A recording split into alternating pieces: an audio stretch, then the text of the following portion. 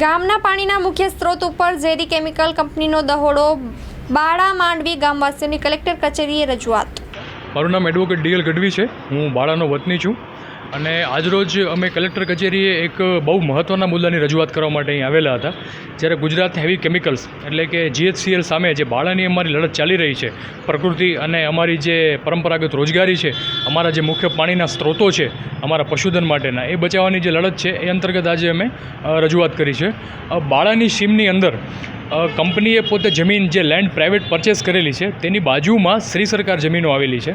એ શ્રી સરકાર જમીનોમાં હકીકતે અમારા બાળા ગામના મુખ્ય પાણીના સ્ત્રોત આવેલા છે પરંપરાગત રીતે, જેમાં અમારું બાળાનું 4000 જેવું પશુધન અને આજુબાજુના અન્ય ગામોનું 3000 જેટલું પશુધન આ પાણીના સ્ત્રોતોનો ભરપૂર રીતે ઉપયોગ કરે છે.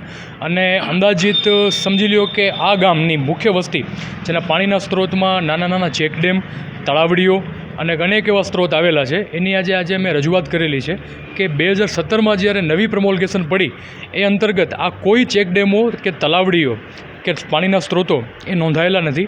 એની નોંધણી માટે અમે સર્વે નંબર સાથેની રજૂઆત કરવામાં આવેલી છે.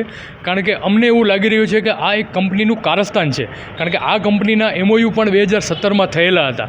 ત્યારબાદની પ્રમોલ્ગેશનમાં અમારા મુખ્ય પાણીના સ્ત્રોતોનો ઉલ્લેખ ન કરવો એ અમારા મનમાં અને આજુબાજુના ગામોમાં પણ એક શંકાને સ્થાન ઉદ્ભવાવે છે. એટલે અમે આજે રજૂઆત કરી છે.